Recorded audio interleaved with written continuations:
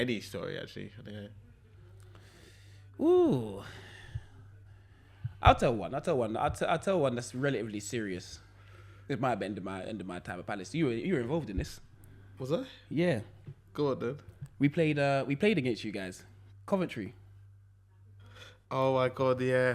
Yeah, so we played so we played against Coventry 23's game. So I'm in around the first team at this Was point. that Dulwich Hamlet? It was, wasn't it? Yeah. Yeah. So we played against you guys. And I'm playing 23's game, and I'm playing the game, but I'm playing in my position, not getting the ball much, getting annoyed because obviously I'm up there and coming down. So it comes to like, I get the ball around the halfway line at one point in the game. Reice is in goal, and I think to myself, let me just lace a shot. So I've laced a shot. Whispered, close. I said whispered. It's close. It was so wide. It was close. Okay. It was close. Had Reice doing the, you did the. so yeah, whispered wide. Yeah. Half time comes. I remember who was the manager at the time. First, he managed Alan Pardew, our 23's manager. No, I'm not gonna talk about him because I'll call him some names. Yeah, Alan Pardew comes into the change room, and he comes in. He comes in. He takes me off. He says, "You're not running around. You're not doing this. You're not doing that." And I'm looking at him. Just because I'm not want to say anything. I'm just looking at him. He said, and I'm just looking at him in the face. He said, "So what? You still on?" I said, "Yeah." He said, No. You're coming off, and see me Thursday. So I go, okay, cool. Come off the pitch. I don't know what the end of the score goes, but yeah, forget that. Thursday comes. I train first team on a Thursday. And then he's like, we have a meeting after. So we have a meeting after, basically. And he essentially says to me, we have a long meeting. And the meeting goes back and forth. He's just basically saying, I want you here, but I don't want you here. This and that. There's a lot that he says. And it's just a weird time. He's just basically saying, people around the club have said they don't want you here. I want you here, but I don't know what to do. Da. So they eventually say, we agree to, I can not go, but you can look elsewhere, essentially. So what Palace don't know at the time is there's a lot of clubs that actually want me. Yeah. So I then go down to West Brom. They're interested. I go down to Sheffield Wednesday at the time. Still signed to Palace on my pro contract, so I've still got security.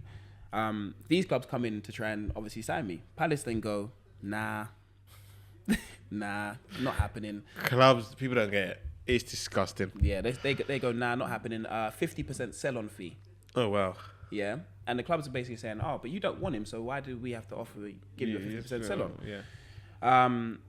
So essentially, after that, what happened is, I didn't leave. Because they didn't allow me to leave.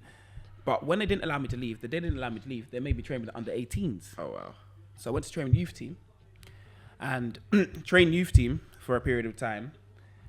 And then I'm sure I phoned someone, and then what happened is, cut a long story short, I ended up training by myself.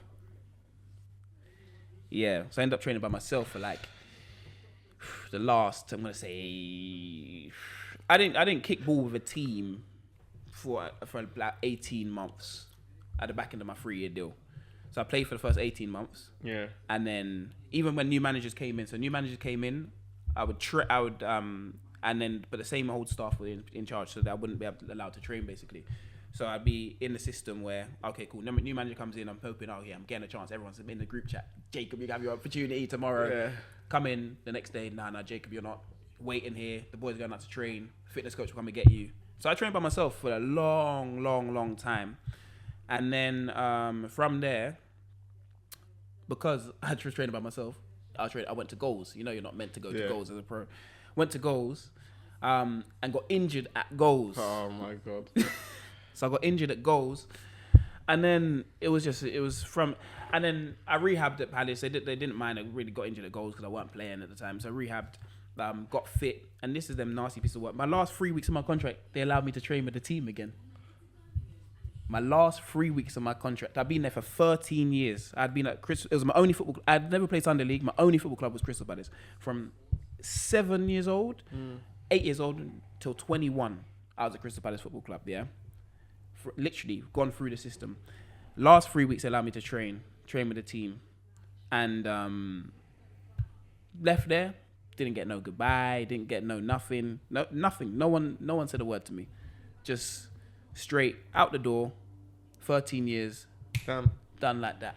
And it was a day when I sat there and said, you know what, these football clubs, I don't know how much I can even trust them, respect them, because I understood like a lot went on in them last 3 years, but a lot of that wasn't on me. A lot of that, you get what I mean? That was your decisions. Like, how can you go from in and around the first team to training under 18s within a 2-day period? Because someone said something. It wasn't running thing. That was an excuse. Yeah. So that was I would have told a funny one, but I wanted to tell a real story from the game, which was my last. If anyone didn't know why Palace didn't work out, because everyone used to ask me, "Oh, what happened at Palace?" or this and that. This is the brief version of what happened in the last 18 months of my deal. People won't understand, man.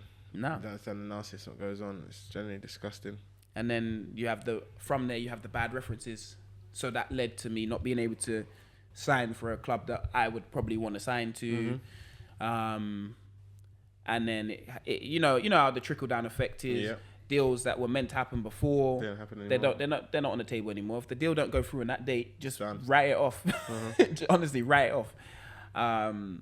So then I ended up having to go to Aldershot, which built back up my career in some respect. But yeah, it was a time, man. Probably built up a lot of mental strength in that time, and Word.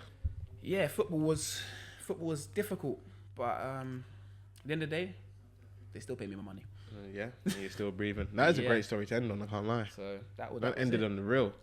Yeah, man. Respect it, man. I told you. It's not all happy days when people think it is, man. What 95% of players go through, you wouldn't understand. And that's why a lot of people drop out of the game. Mm-hmm. But I'm hope you got to take that one on board, man. Especially the young players. Mm-hmm. Just try to stay as strong as possible. Enjoy the game. Don't get too gripped by it. And you can't because that was my life. Like Palace was my life. Even with the bullshit that happened there, that was still my life. You get what I mean? And just it ending that way, and then getting messages after the fact of, oh yeah, we're sorry how it went, bro. But that doesn't mean anything to me now.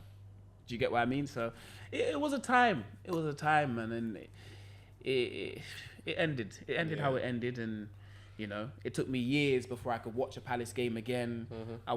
Before I could even speak to anyone from the club, staff members. I've now kind of I've gotten over it years ago because I just wanted to throw it back in their faces. You get what I mean?